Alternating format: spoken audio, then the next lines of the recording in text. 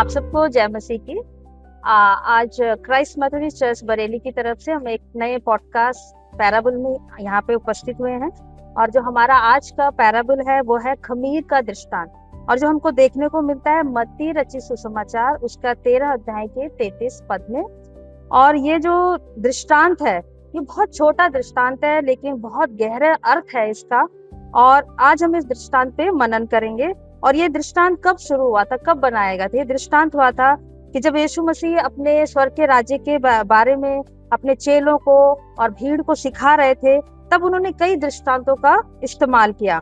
और उसी में से एक खमीर का दृष्टांत भी है जो परमेश्वर के राज्य के बारे में हमें बताता है। और इसी पे गहर अध्ययन करने के लिए, मनन करने के लिए आज हमारे साथ है हमारे मुख्य अतिथि डॉक्टर डोनाल्ड बी लाल, जो चर्च के सेक्रेटरी हैं क्राइस्ट मेथोडिस्ट चर्च के।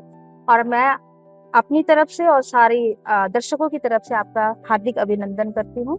और जैसा कि हम आज का दृष्टांत है खमीर का दृष्टांत, इसके बारे में चर्चा कर रहे हैं, तो क्या आप थोड़ा इस दृष्टांत के बारे में हमें सरल तरीके से हमारे दर्शकों तक बता सकते हैं कि खमीर का दृष्टांत क्या कहानी है?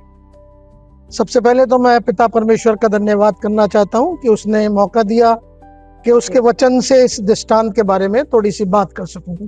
साथ ही साथ मैं आपका डॉक्टर प्रियंका और आपकी पूरी टीम, मिस्टर विजय और भाई प्रियांशु का भी बहुत धन्यवादित हूँ जो इसको शूट कर रहे हैं। परमेश्वर ने उनके मन में ये डाला कि इस माध्यम से भी हम लोग परमेश्वर का प्रचार कर सकते हैं।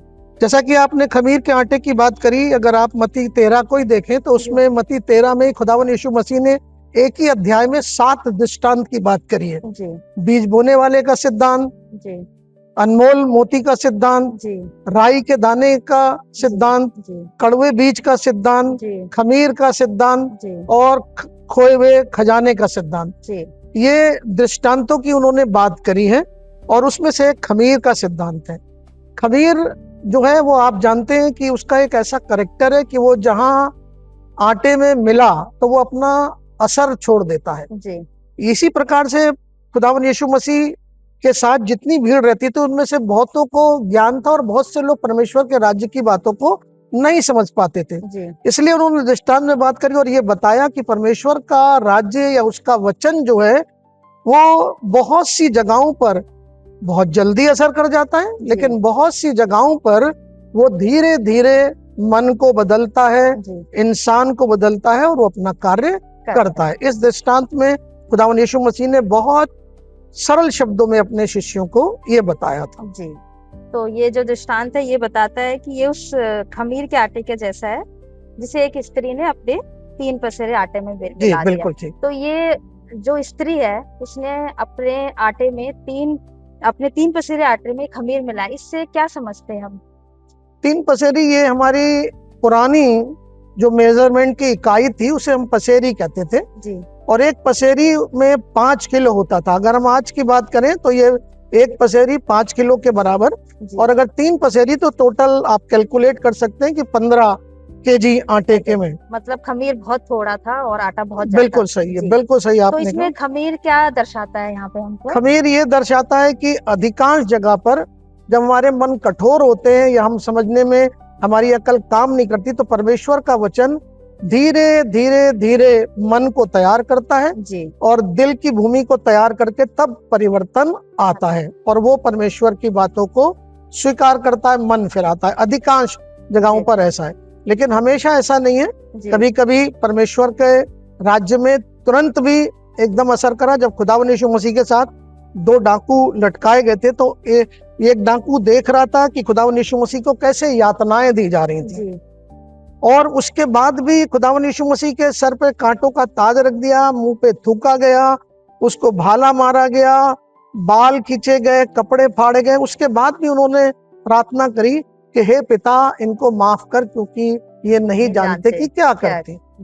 तो एक डाकू ने तो उनका मजाक बनाया, लेकिन तुरंत उसने कहा, उसके साथी को डांटा और उससे कहा कि तू इस तरीके की बातें क्यों कर रहा है, क्योंकि हम तो अपने किए की सजा पा रहे हैं।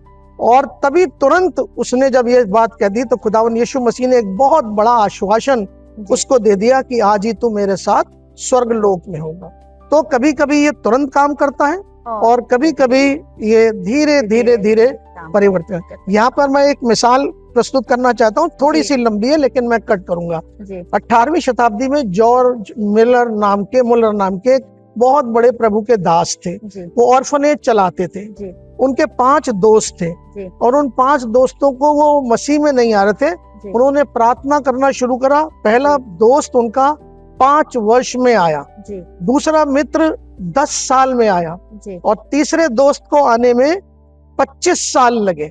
चौथा दोस्त उनका जब वो 50 साल के हो गए तब 50 साल में, और 5वां दोस्त जो था वो जब उनकी डेथ हो गई उसमें, उसके बाद वो परमेश्वर को उसने ग्रहण, लेकिन उसने ग्रहण जरूर करा। इस तरीके से खमीर का यही उदाहरण है कि वो किस तरीके से प्रभु का वचन धीरे धीरे भी काम करता है। क्या इसमें पवित्र आत्मा भी सहायता करती है? बिल्कुल, पवित्र आत्मा का बहुत बड़ा रोल है, क्योंकि हमारे खुदावंद यीशु मसीह ने जो भी सामर्थ का काम करा, पिता से उन्होंने सामर्थ मांगा और पवित्र आत्मा उनके ऊपर था। जब वो बपतिस्मा लेके निकले तो पवित्र आत्मा ने उनको आगाही दी और पवित्र आत्मा के द्वारा ही उन्होंने सारे मिरेकल्स करे और परमेश्वर के राज्य के लिए कार्य किया। तो इस पूरे दृष्टांत में आटा क्या दर्शाता है? आटा हमारा संसार को दर्शाता है, क्योंकि उसमें बहुत सारी संसारिक बातें हैं। तो आटा जो है वो संसार को दर्शाता है। और स्त्री क्या किसका प्रतीक है इसमें? स्त्री एक प्रभु के दास का प्रतीक हो सकती है। स्त्री एक ऐसे हमारे खादिमों का प्रतीक हो सकती है, विश्वासियों का प्रतीक हो सकती है, कलीसिया का प्रतीक होती है, जो माध्यम बनती है कि किसी तरीके से जीवनों को जीते और प्रभु के नजदीक लेकर आए। तो कलीसिया को भी हम कह सकते हैं? कलीसिया भी बिल्कुल आप कह सकते हैं, क्योंकि कलीसिया भी प्रभु की दुल्हन है। तो वो भी बहुत कार्य कोई भी परमेश्वर का वचन बिल्कुल प्रचार करता है अपने जीवनों के द्वारा, अपने व्यवहारों के द्वारा। कोई जरूरी नहीं है कि हम बाइबल से प्रचार करें, लेकिन अपने जीवनों के द्वारा, अपनी प्रार्थनाओं के द्वारा हम बहुत सी आत्माओं को जीत सकते हैं। थैंक यू सर, बहुत ही अच्छे तरीके से आपने हमको इसके बारे में बताया। अब हम ये जानना चाह रहे हैं कि क्या छोटा विश्वास हमारी लाइफ में बड़ा इम्पैक्ट ला सकता है, प्रभाव ला सकता है? जी बिल्कुल सही। खुदावंद यीशु मसीह ने तो राई के दाने के बराबर के विश्वास के लिए कहा और उन्होंने तो ये तक कहा कि राई के दाने के बराबर भी अगर विश्वास है तो पहाड़ से मतलब यही नहीं है कि जो हमें देखने में पहाड़ लगते हैं। कोई भी जीवन की बहुत बड़ी समस्या भी अगर हो और उसके ऊपर विश्वास हो तो खुदावंद यीशु मसीह कहते हैं कि वो समस्या दूर हो जाएगी। ऐसे बहुत सी जगहों पे हमारे बहुत से विश्वासियों ने बहुत बड़े बड़े काम करे और आज भी संसार में बहुत बड़े बड़े काम हो रहे हैं। बस खुदावंद यीशु मसीह जब भी शिफा देते थे तो कहते थे जा तेरे विश्वास ने तुझे चंगा किया। तो वो बहुत बड़ी मिसाल थी हम लोगों के लिए आज भी। तो हमारे सारे दर्शक ये जानना चाहते हैं कि इस दृष्टांत की मुख्य शिक्षा क्या है और बाइबल में कौन से ऐसे उदाहरण हैं जिनके लाइफ में हम इस एग्जाम्पल को देख सकते हैं, इस दृष्टांत को देख सकते हैं। इस सिद्धांत से यही शिक्षा मिलती है कि कभी कदार जो बीज बोया गया है कोई जरूरी नहीं है कि उसका एकदम असर आ जाए। धीरे धीरे परिवर्तित होता है और धीरे धीरे वो काम करता है। हो सकता है कि किसी इंसान को बहुत जल्दी समझ में ना आया हो परमेश्वर का वचन, हो सकता है कि उसका दिल अभी उतना नहीं है। जैसे कि हम लोग देखते हैं कि हमें अपना एक पेड़ है, अगर उसको समय से सीधा कर दिया गया तो वो सीधा हो जाएगा, लेकिन एक बार मुड़ गया तो उसको सीधा करना मुश्किल होता है। एक शराबी को ले लीजिए और जो दूसरी बात, धीरे धीरे डॉक्टर भी उसकी दवाई को धीरे धीरे बढ़ाता है, एकदम से करते तो मुश्किल है। ऐसे बहुत से उदाहरण है बाइबल में जिसमें धीरे धीरे काम हुआ। आप एस्तर का उदाहरण ले सकते हैं, उसने रोजा रख के प्रार्थना करी और एक बहुत बड़ा काम हो गया। आप पतरस का उदाहरण ले सकते हैं, पतरस ने प्रचार करना शुरू करा। हालांकि पतरस ने खुदावंद यीशु मसीह का कई बार इनकार करा, 3 बार इनकार करा, लेकिन पहला प्रचार उसी के द्वारा हुआ और 3000 लोगों ने एकदम विश्वास करा। तो ये कुछ ऐसे उदाहरण हैं जो एकदम वचन ने काम भी करा है और इस तरीके से काम हुआ है। एक बार आपको मालूम होगा कि पौलुस जो हमारे प्रभु के दास हुए, जिन्होंने 13 लेटर्स बाइबल के लिखे हैं, पत्रियां लिखी हैं, उनका जीवन भी तुरंत परिवर्तन हुआ। एकदम खुदावंद यीशु मसीह का उनको दर्शन मिला और जो सताते थे उन्होंने सताव छोड़ा और प्रभु के मार्ग में आ गए और जीवनों को जीता, कलीसियाएं बसाई उन्होंने। तो हम सब अपने जीवन में इस दृष्टांत को कैसे लागू कर सकते हैं? आज भी देर नहीं हुई है, अगर आज भी हम अपने जीवन में इसको लागू करना चाहें तो हमें क्या करना चाहिए?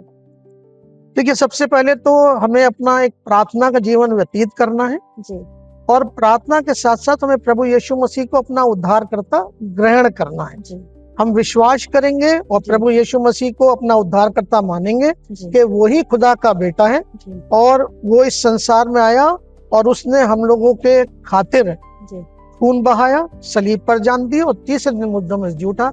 अगर हम विश्वास करते हैं जी, तो हम जरूर उद्धार पाएंगे। और इस बात के लिए कि खुदावंद यीशु मसीह इस संसार में भेजा ही इसलिए गया था जी, कि वो मनुष्य जाति का उद्धार करे। तो छोटा सा प्रयास ये नहीं है कि वो उसका कोई रिजल्ट नहीं मिलेगा, देर सबेर उसका रिजल्ट जरूर मिलता है। तो हमारे युवाओं को क्या कहना चाहते हैं आप? मैं युवाओं से यही कहना चाहता हूँ कि कई बार हमें दुआओं का जवाब बहुत जल्दी नहीं मिलता, जी, देर लगती है दुआओं में। जी, आपको याद होगा अब्राहम के बारे में, वो 75 वर्ष का था जी, और खुदा बाप ने उससे वायदा कर दिया था जी, कि मैं तुझे संतान दूंगा। 25 साल के बाद यानी 100 वर्ष का जब हुआ तो उसको संतान मिली।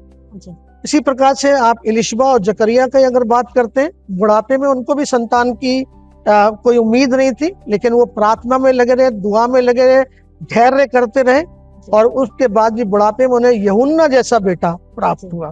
तो कभी भी निराश ना हो, धैर्य रखें और प्रार्थना को अपना एक मूल मंत्र मान लें जी। और उसके द्वारा परमेश्वर के द्वारा आपके जीवन में जरूर काम होगा और आशीषें मिलेंगी। Thank you sir. अब हम एक आपसे रिक्वेस्ट करते हैं कि आप अंत में एक प्रेयर से हम सबकी अगुवाई करें। दुआ करेंगे। हमारे जिंदा और सामर्थी पिता परमेश्वर, धन्यवाद के साथ तेरे चरणों में है पिता परमेश्वर। जो कुछ भी आपने शिक्षाएं दी पिता परमेश्वर, हम मनुष्य हैं, हमें मानने में समझने में समय लगता है, लेकिन हमारा विश्वास है पिता परमेश्वर कि जैसे आप तो दिल दिमाग सबको बदलने वाले हैं और हम आपसे प्रार्थना करते पिता परमेश्वर कि आपका राज्य इस संसार में फैले और जो कहीं पे भी पिता परमेश्वर तेरा बीज अभी तक नहीं बोया गया है, इस कार्यक्रम के द्वारा भी तेरे नाम को स्तुति और महिमा मिले। सारी टीम को, अपने चर्च के पासबानों को तेरे हाथ में सौंपते हुए पूरे कार्यक्रम को तेरी पवित्र आत्मा से भरते हुए प्रार्थना को बड़ी दीनता और नम्रता से तेरे चरणों में रखता हूँ। उसे सुने और स्वीकार करें। आपके पाक पवित्र नाम से मांगते हैं, आमीन। Thank you sir. आपने बहुत ही इस दृष्टांत के माध्यम से हमें बताया कि किस तरीके से खमीर कार्य करता है और परमेश्वर का वचन हमारे लिए कितना महत्वपूर्ण है, ताकि उस स्वर्ग के राज्य के भागीदारी हम सब बन पाए, जिसके लिए हम सबों के लिए, जिसके लिए उसने हम सबों को तैयार कर रहा है। Thank you so much. आप सबका भी बहुत बहुत धन्यवाद। और फिर हम अभी बहुत ही जल्दी हम एक और नए पैराबल के साथ मिलेंगे। तब तक आप सबको जय मसीह। जय मसीह।